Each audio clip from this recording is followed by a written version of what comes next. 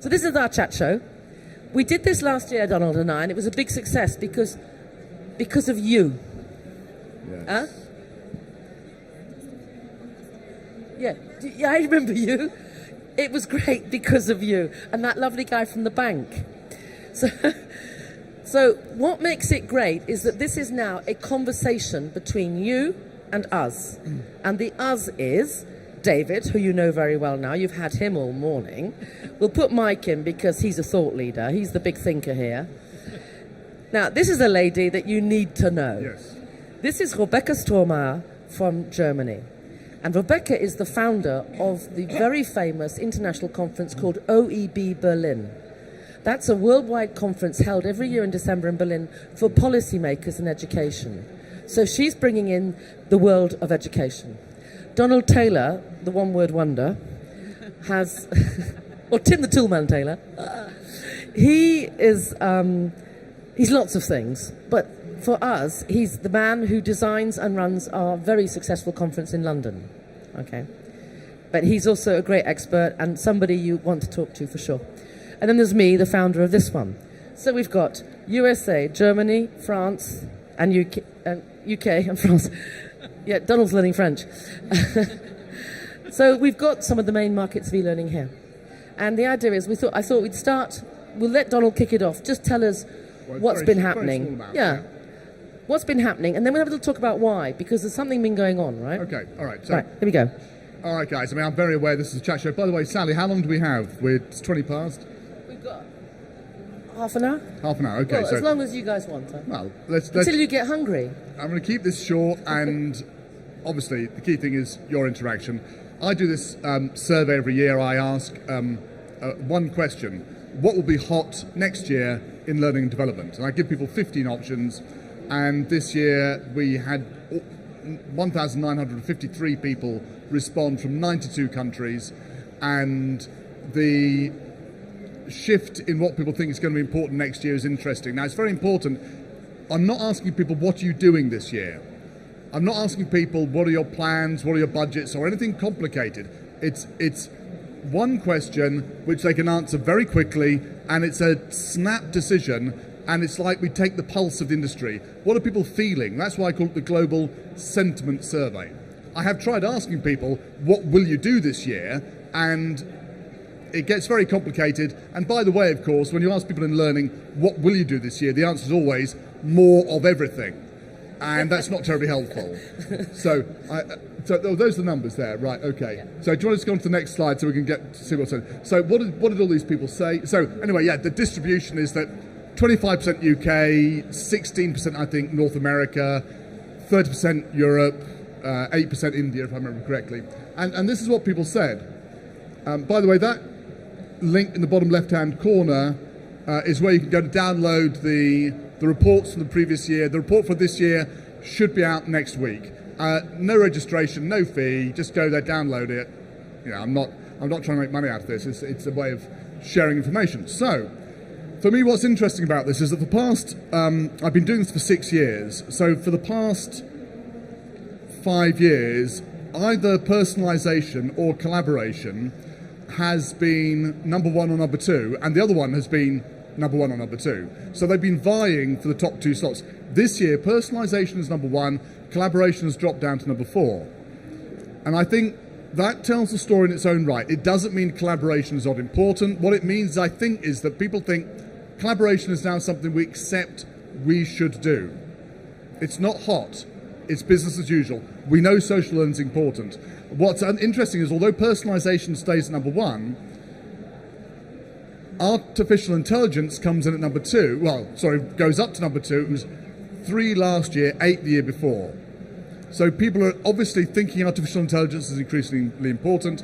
And number 3 is learning analytics, which is new. Now, it's very unusual for anything to come in new at number 3. That means it got 9.6% of the vote across the world. It means it's the Beatles. Basically. So in a nutshell, I'm going to wrap up now, because I could talk about these numbers all day, you can tell. The point is, I think for the first time I'm seeing something in this list which I find interesting and slightly disturbing. The top 3, which take about 30% of the vote, so 30% of people voted for these, are driven by data. Personalisation, I think, is largely driven by data, certainly AI and learning analytics. Now, I don't define what these terms are, so people have interpreted them in different ways. But I think people are looking at those and they're thinking, we're doing a different job now, or we need to do a different job now, to what we did in the past. And that's me wrapping up. Perfect time for a question. Yeah. I'm sorry. Thank you. So just to make sure I understand correctly, you didn't give them a list. They said No, words, I gave them a list. I gave them a list. list. I gave them a list of 15 options. Those 15 things, and they can choose 1, 2, or 3 of those things, or they can, and one of them is other, so they can write in something if they prefer it. And sometimes you get a very strong bit of feedback. In the other section, there was no great strong feedback. Okay, thank you. Okay. Very often in the other section, people write down options that already exist on the list. So it just shows they're not really reading very carefully. Right, I'm going to stop talking. Guys, what's your reaction? Am I talking rubbish? What do we think? No, well, actually, I have a quick question for you. I have a follow-up question. I don't know if you've had a chance to do this, but if you look back on your surveys from past years, are you able to look and compare what people said they wanted to do within what they actually did do when you look back at the year as it's actually happened? No, because I can't go back to all the people who...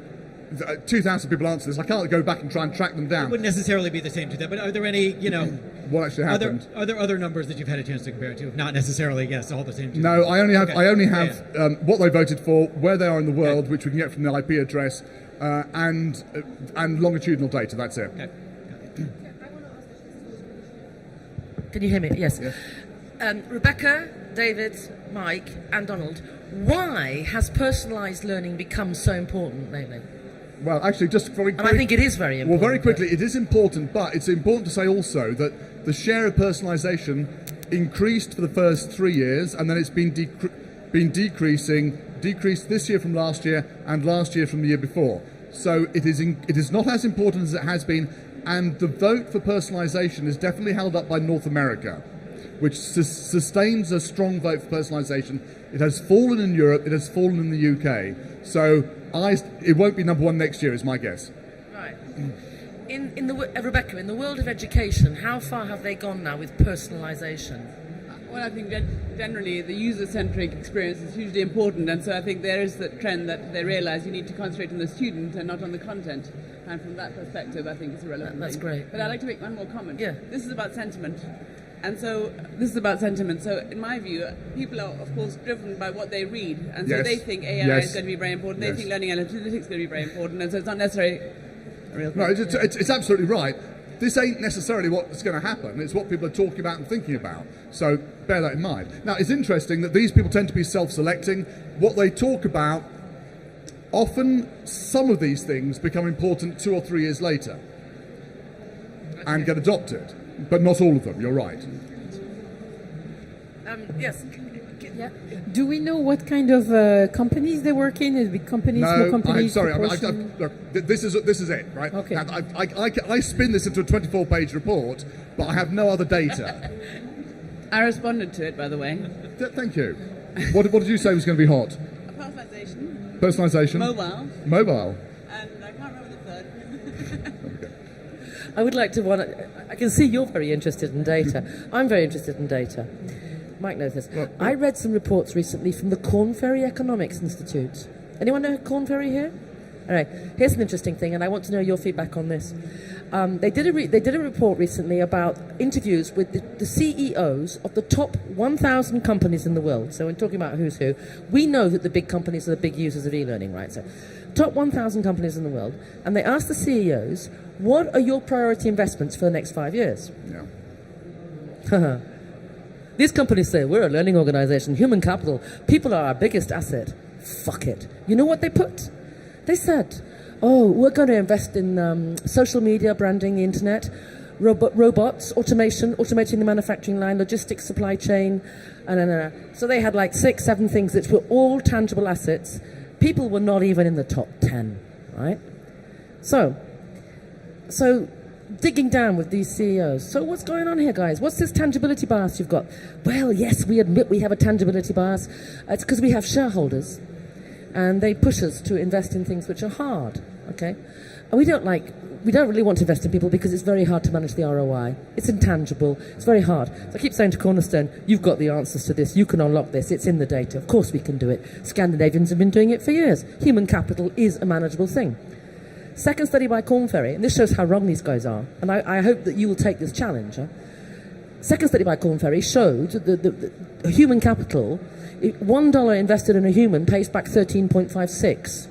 Far greater than your robot, your automation, your IT, your internet brand, your social media, etc. So I just wanted to point this out because I know you like data. So that was data that shocked me.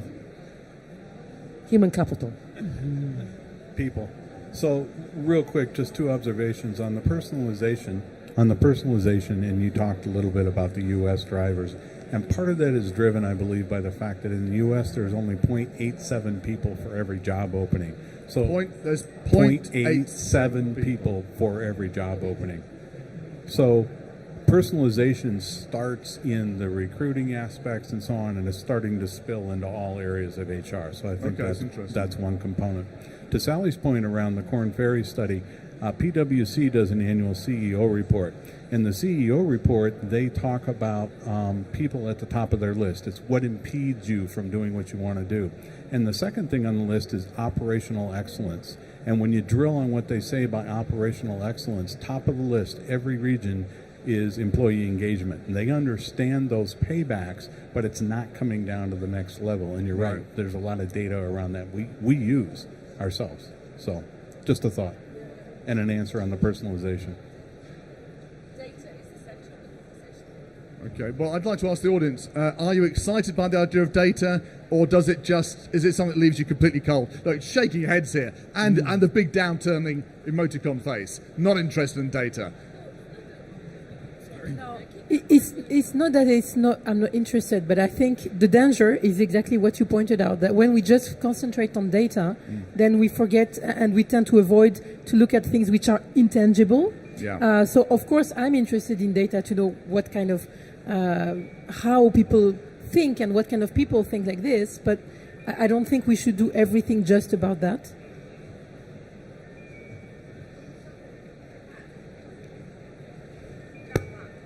Hello, sir. So just some questions on the two new additions, the learning analytics. There's three, actually. Oh, okay. And coming in lower down the table, we have, what is it? Yeah, absolutely. Performance support. And learning experience platforms. As well as learning analytics. Yeah. Yes. So I'm just interested to dig into those. Yeah. How, out of those three, which were really singing to you, or coming back from your reports, and also on the learning experience platforms, does that cover onboarding as well? A separate issue, but I'm just trying to. There's a lot when somebody says learning experience platform. Exactly what do we mean by that? To be honest, it doesn't really matter what I mean by it, and I can provide a definition for it.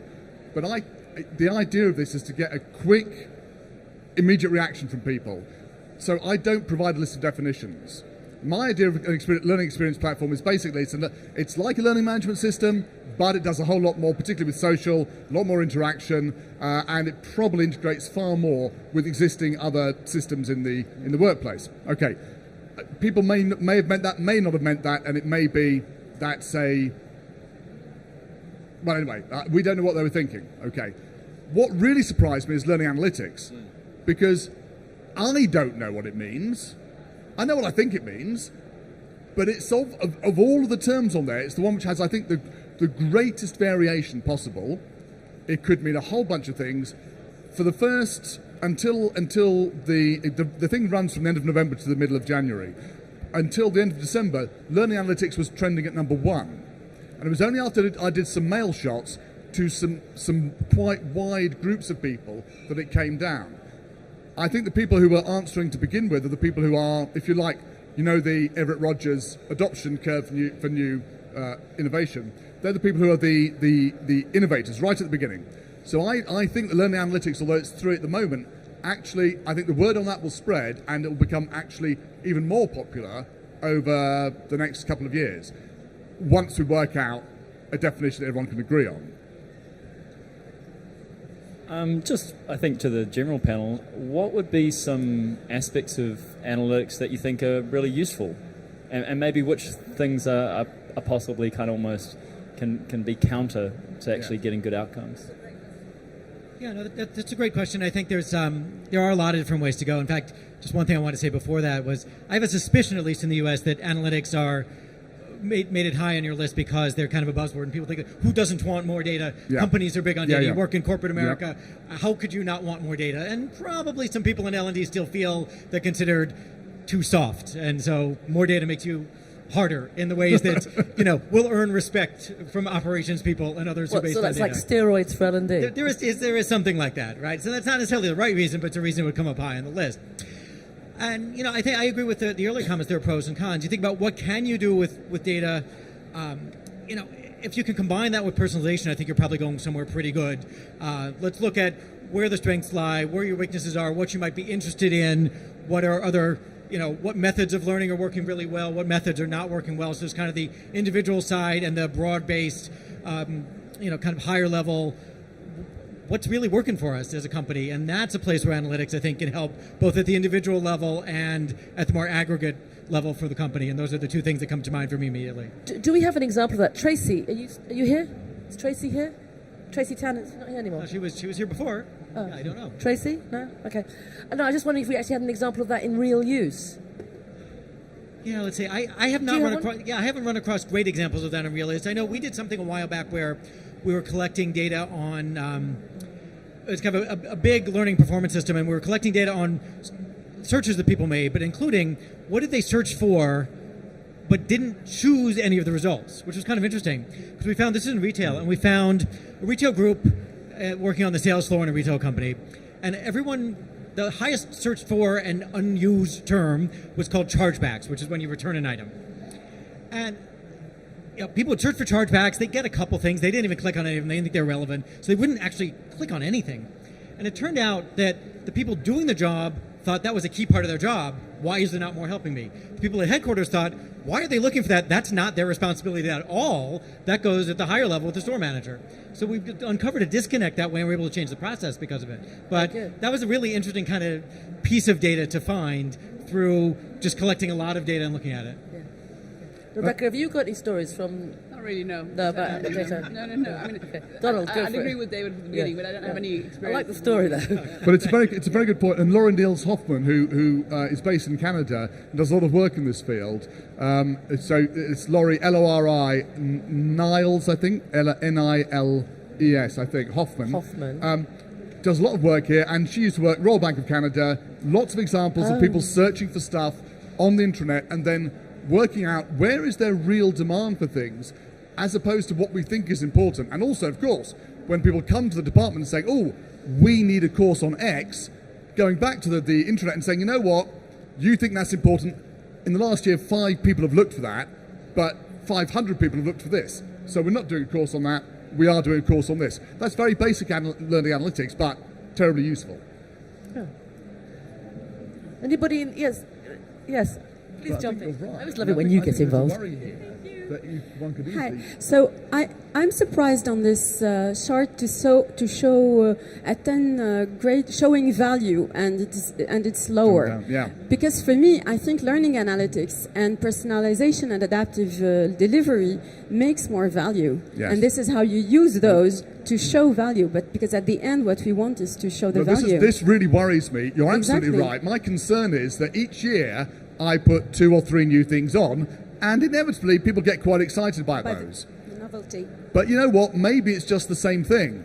So why are you voting for analytics but not voting for showing value? And I think there's a real risk in L&D that we get very excited by the latest new thing, and who knows, maybe personalization, AI won't be there. It'll be something else in 2 years' time. And are we really providing value? That's my concern. I share your concern. Are you involved with showing? Are you showing value Are you working with the board level, the C level? Well, it's always in my mind, because what I want in my learning and development solutions at the end is to show performance and value of the learning that we are performing. Yeah. So the value is shown by learning analytics on the way and the methods that works the best, but also on the way it is applied on the job. So this is how we show value, and we use those other items which are trendy and technological and novelty and everything to make value and performance for the company. I'm completely obsessed with showing value, and having worked as a learning and development manager of a very large organisation across Europe, I was going to die on the job unless I managed to show my bosses real, tangible, hardwired ROI. And the only way you can do that is to show the change, the delta in the workplace. Exactly. Right. What is really applied on the job, and this is the data that we want to apply to recuperate. Yeah, absolutely. Somebody else, pass that mic back. Well, yes, pass it. Yeah. Thank you. I thought you meant me. Yes? Yes. Yes. I did. So I'm wondering, on that point, as we're seeing things go lower on the list, like value, like video, do we feel as though those are just becoming norms and not as hot topics? So perhaps value or video, for instance, are expected within those top categories now, as opposed to what's on the top of or the forefront on people's minds? The question is what's hot, and video and mobile are finally on the way down, even though they are still terribly important. But I think people just say, it's not hot, I should be doing it. It's obvious now. Yeah. It doesn't mean they are doing it, but they accept that they should be doing it. Right. Yeah, thank you. But, Hello, and I've got also a question about, because here you've got like artificial intelligence, virtual reality, augmented reality, so they want to test the companies, but what is in real, they are really testing, have they got budget, or it's still in the stage of evangelization? And I'm finding it difficult to actually hear the question. Could you boil it down and say it louder? Okay, do you see that really companies, they are ready to going and they are using artificial intelligence, virtual reality and augmented reality today? Is it only their will to go more, or they are really today using it? I've noticed over the years, it's a good question. So the question really is, how much is this reflecting reality and how much is it reflecting what we'd like to have? I think when I ask the question, what's hot, people are thinking about what they'd like to have, they're excited by it, and they don't know about it yet. And so VR and AR have come down because we've got examples of them being used, and it's probably more of a niche area than people thought it was going to be 3 years ago. Whereas artificial intelligence, I think, although there are some great case studies out there, is still largely an area where it's still foreign to most organisations. Most people haven't tried it. I believe it's got much greater and wider application than VR and AR, but the question is, will people be prepared to bite the bullet and make the change necessary to adopt what's a quite different way of looking at learning? I think that's a different issue. Sally, I'm doing all the talking. I need to stop. Rebecca, just quickly to that. I mean, this is about sentiment. Virtual reality, gamification is hugely important. Yep. People, of course, don't want to go in there because they think, the C-suite don't want to go in there. They think that people are just having fun. But I think the whole thing towards the user experience and the reward system going back. And you'll find certain industries, for example, the banking industry, which will go into that area. So, again, it's what's a perception of what's going to be relevant and a perception of what really is happening. I think there's a big gap. Yeah. Rebecca, tell me, I know that Rebecca is a special person because she has a very big heart of gold. And one of the things that she's done for the last few years is she's really tried to get e-learning going in Africa.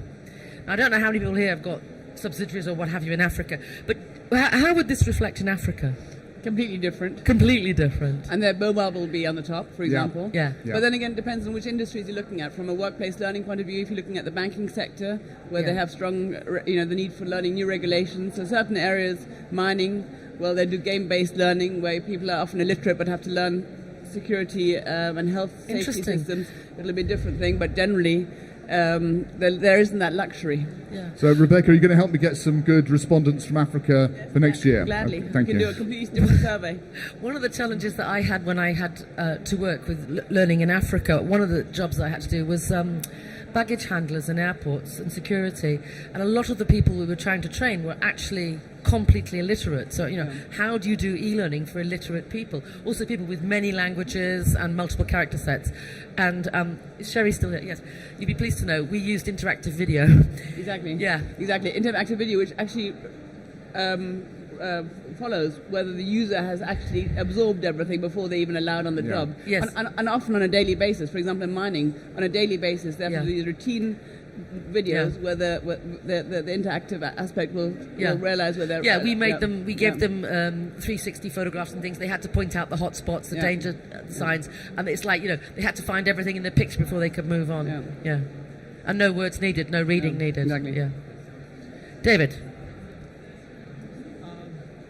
Did you want a specific question, or you want? No, I wanted you just to keep going on the commentary. Just my analysis of all this. Yeah, I mean, I've certainly.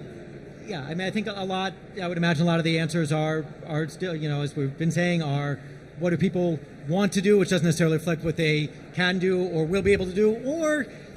And a lot of it is, somebody said this earlier, kind of what they read and what they see and think is the hot thing. I don't know that they always know what they can do with these yet. And, I know a lot of what I talked about this morning was thinking about what can we do with these technologies that will really improve learning and performance. And that's an area that's sometimes, it's still sometimes new to people. When I go into companies, they get excited about the idea of VR and AR, but they don't necessarily know not only what to do with it, but they don't really fully know what it's going to mean yet. And that's still early, and it takes time. Yeah. And companies are slow to change. Yeah. So there's that as well, right? Yeah. We always talk about what's going to happen in 2 years, and it might be 10. It's really a long time to get things moving. And as an L&D manager, I also came across a little bit of an ick when you go out and you ask your internal clients what they want, and they often they'll tell you, they won't tell you what the problem is. They'll tell you a preconceived solution. Okay, and sometimes when the only thing you have in your hand is a hammer, everything starts to look like a nail. And this is the danger with technology. Exactly. Yeah. So one last question. Something that I'm just digesting what's in front of me at the moment and kind of marinading. And whilst marinading, so you're in the right country to be digesting and marinating. Thank you. Have a digestif at the end. Merci. The topics that I associate personally with companies that are really improving learning, all of those topics are on the downward trend. So social learning, consulting more deeply with the business, showing value, neuroscience, cognitive science, curation. What's going on? What's happening? Well, I'm literally sat here going, those are all things when I walk into a company and say, okay, what's going on in how is learning improving learning in their business? Those are all things that I would go and talk about straight away, but they're on everyone. One of two things. Discuss. One of two things. Either everyone reckons it's important and they think they should do it. But before I sent out the big mail shots, and I had the smaller number of people doing this, so the first quarter of the people doing it, those were all much higher up the table. And after I sent out the wider mail shots, the softer things that you're talking about dropped down. The hard tech things, mobile, etc., went up. It was a very noticeable difference. So I think that's a wider group. So I think people who are right at the front of doing it are absolutely with you on your options. Other people are more concerned with the shiny objects. Yeah, I would suspect there's another factor, and I don't think we can know for sure, but some people get optimistic about something new and trendy, right? Like you like to think this is going to solve my problems. Yeah. So social learning has its things, but maybe 5 years ago everybody thought, well, look, that's all we need. We don't need anything else. Now they've used it enough to know that's not true, and it's going to probably drop in a survey like Dawn's survey in favor of something that's like the next silver bullet that's going to solve everything. And obviously we'd all like to stop thinking about things in that way and try to get people to think more concretely in terms of goals, and everything's got its pros and cons and how can you best use it. But yeah, I would suspect that's a lot. So it's not a question, it's just a comment to the previous discussion. They're talking about the people learning in Africa or like with illiterate public. One can use voice-guided systems. And for the poor countries, now they use mobile learning. So, for example, at NYU, New York University, we're developing mobile application, voice guided completely, or image based. That's a good point. That was a comment, man. Sorry, I was just going to borrow you guys because you got big brains. We focus on like live instruction, live delivery. That's our platform. And I was just wondering if you're kind of exposed to technologies that are out there. Like maybe what are some technologies that you think are really useful in live teaching, live instruction that you think are coming out that might be interesting, rather than necessarily self-study. Like a lot of these things are like very heavy on self-study and like doing it yourself. What about with the teacher, and how important is that even with that L&D? Yeah, no, it's a really good question. I mean, my own work has mostly also been in self-study, so I've been less than that. I do have a client who's had some good use with basic polling software, and they just kind of, ask a lot of questions that are give people challenges and ask them to vote on. It's not just what do you think of X, but what do you think is the best methods. It's almost like doing a group simulation in a short way, and they've had good luck with that. Those are groups of attorneys. They like to talk, they like to argue, and they make the approaches different enough that there's no obvious answer. So that's fairly simple technology, but that's worked out pretty well. We've experimented with things that are part of a self-paced, so for example, a mini simulation that's part of a self-paced one, but bring that into a group environment as well, so they work on it together. We've had some clients where they want to have an in-person version and a self-paced version, both, depending on the audience, and so we've used those that way. What kind of subject? This has been kind of customer service kind of things, management, sort of. A lot of these were in industries where you're managing people and sort of manage, so either retail and apartment management, basically. Okay, good. So in those areas.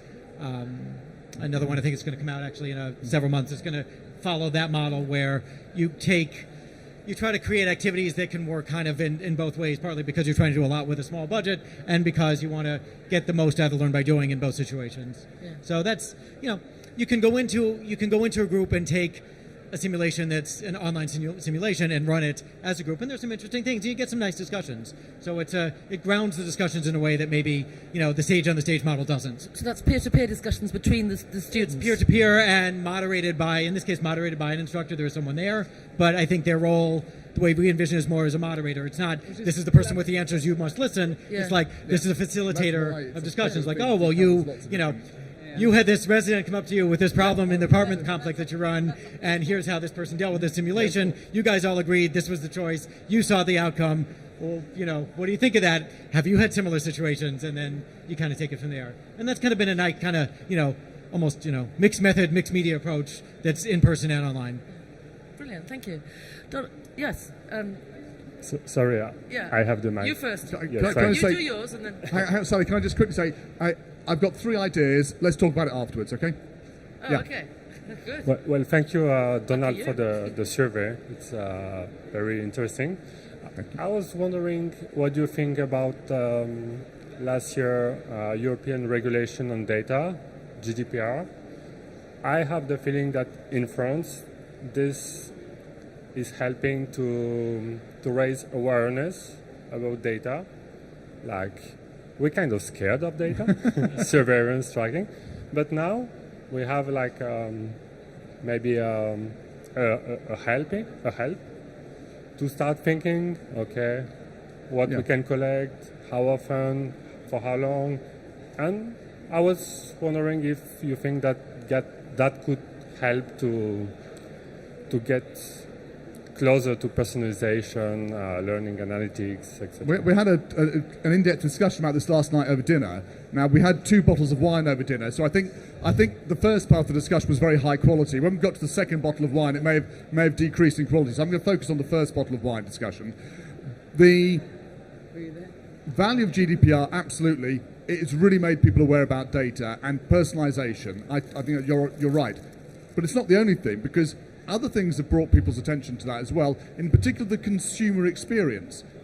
Netflix, Amazon, these are old examples, but we all know when we go there, we see creepy recommendations that somehow reflect our character. And we know it's happening because of some clever algorithms in the background. That's data, that's AI at work. So that's affecting us as well. And then I think people are thinking, well, we should be doing this. And the other influence people have, as well as the commercial experience, I think is the experience at work. The marketing department in particular is now doing things very differently to how it used to work 5 to 10 years ago. They're using numbers and data in a way that 5 to 10 years ago it was all very creative. We put an advert out there. We spend a lot of money on advertising. Half of it is wasted. We don't know what half. Nobody in marketing would say that these days. But people in learning could still say it. Yeah, we spend a lot of money on learning, but half it's wasted. We don't know what's sticking. Well, I think very soon people in the top are going to be saying that's not acceptable. And I think there's a drive for people to get their thinking sorted out on that. Yes. Yeah. A question for Rebecca, because we tend to believe that in companies we are more advanced in terms of learning methods, etc. I would be really interested to know what, from your experience also with education, what can we learn from what's going on in that world that could be interesting to share? Well, I think both, you mean the academic sector, the education sector? Yeah. Well, there's a different demand and a different need in a company in terms of what your workers need to achieve for the sake of the company, whereas an education institution is basically offering a service, and they don't even have that perception that they're offering a service, so they're just often delivering something that is according to a curriculum without thinking about the user. So there's just two different end goals, and both can learn from each other. I think there's an area where the education has given us something. I think that's the inverted classroom. I think we should do more of that in the corporate world. Yeah. The other thing, of course, with the education sector, they're fearfully afraid of data in terms of, well, it's also a question of students and how they perceive how their data is being used. And so there's a big backlash against that as well. But what we try to do with the conference in Berlin is to have the three sectors, the public sector, the academic sector and the corporate sector working together and talking. 10 years ago, they didn't want to talk. Nowadays, you'd see a real need for the three sectors to really be on the same table and discuss, because at the end of the day, they're churning out graduates who need to find jobs and employers who need to find students with the right skills. I will say also that there's some good stuff on how people learn coming out of research and being applied in the academic and educational sectors. So Jana Weinstein from Boston, who tweets as Dr. Y, has got a book out, How We Learn, I think it's called. Really good practical stuff about science of learning applied in an educational workplace setting. Can you quote his name again? She is Dr. Weinstein, and it's Dr. Y, Dr. Jana Weinstein, Y-A-N-A Weinstein. But if you search for Dr. Y, as in W-H-Y, Dr. Pourquoi, then you'll find it. Yes, give that man the mic. I keep coming back to this question of personalization being number one and seemingly static. And I'm interested in it because I think, are we talking about personalization of delivery or content selection? Because that interests me, because you've got two groups, right? You've got the HR people who have to show this empirical proof. And then you've got the individual guy who might want something completely different. And if you want to create a meaningful adaptive track, you may be creating 3, 4, 5 times as much content, which is expensive. Yeah. And the end of the line, maybe the guy takes the route through the track, which gives you the least empirical bang for the buck, and then you get no more funding for personalization. So maybe that stays there at number one, but nobody does it. I think, first thing I have to say again, I provide no definition for this, and one reason why it's popular is that it means lots of things to different people. So people will be voting for it for different reasons. So it could be I'm personalising it in terms of delivery or in terms of content, and other reasons as well. So I think that's important. I don't think it's going to be number one next year. I think one of the other data-driven ones will be number one next year, depending on what happens in the States, just looking at the numbers. I sound like I'm analysing a political debate here. Yeah. I'm not. These are just numbers in the spur of a moment by 2,000 people. However, I've looked at these trends for 6 years, and this is on a downward trend, definitely. Donald, this is something that's very part of your job. What would your advice be to L&D managers going forward this next year? About what?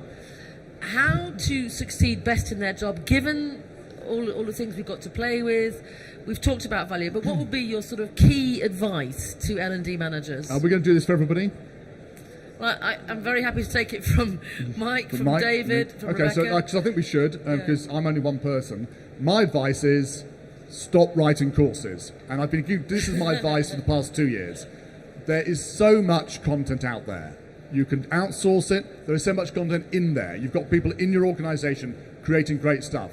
The L&D department does not have to be the hub. Now, of course, you can get people to create stuff. There are experts in your organisation. Give them the tools to do the job. And then maybe quality check. Maybe just share it. But the idea that L&D is the centre for either the creation of material or its propagation has to change, or we will not keep up with the scale of the task in front of us. Stop writing courses. That's my advice. Great. Rebecca? 3 words. Yeah, 3 words. Put the learner in the forefront. Yes. Great. Yeah, yeah. Yeah, 3 words. And for me, I'd say focus. Put the learner first.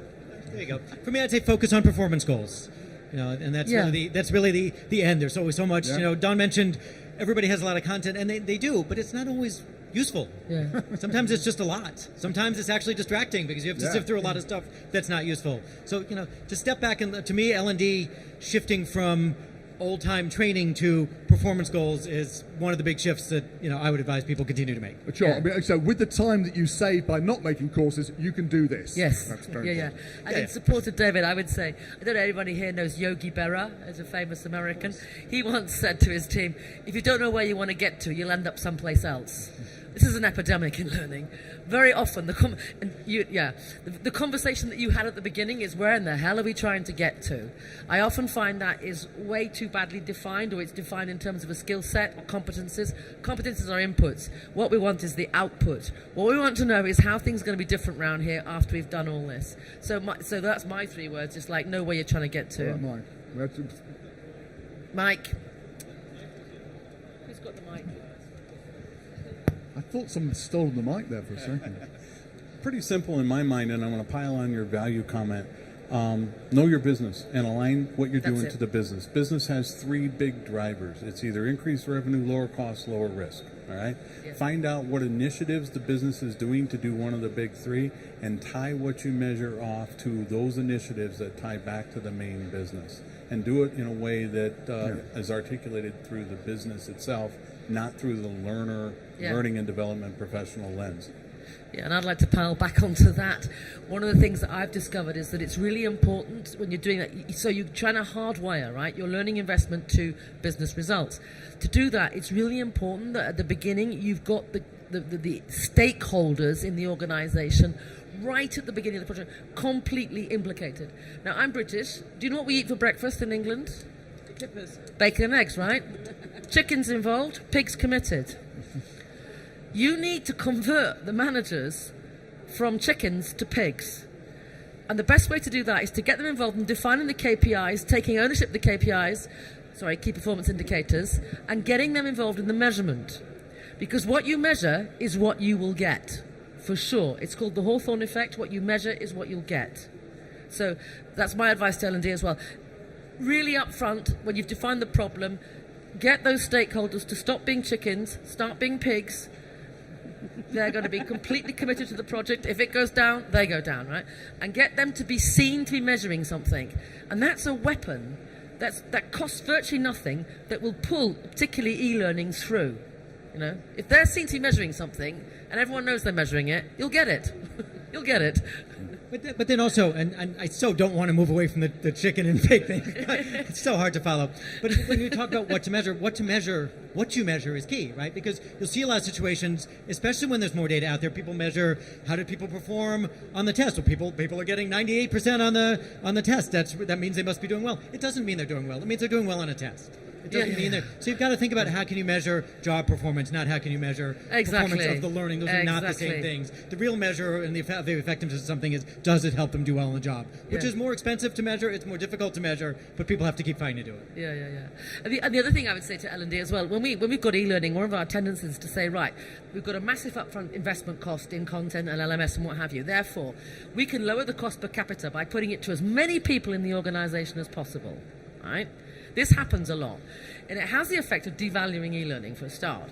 But secondly, if you haven't selected the audience who have a cat and hell's chance of succeeding, you are building in failure into your project. Okay, so if you stick something out there to Microsoft did this once. They wanted to get some more Microsoft systems managers, certified ones, and they let them all have this MOLI thing.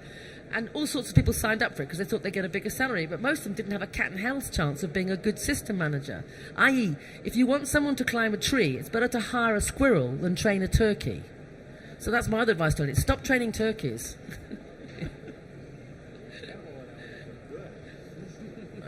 The number of animal references is getting out of control. I really think that's fantastic.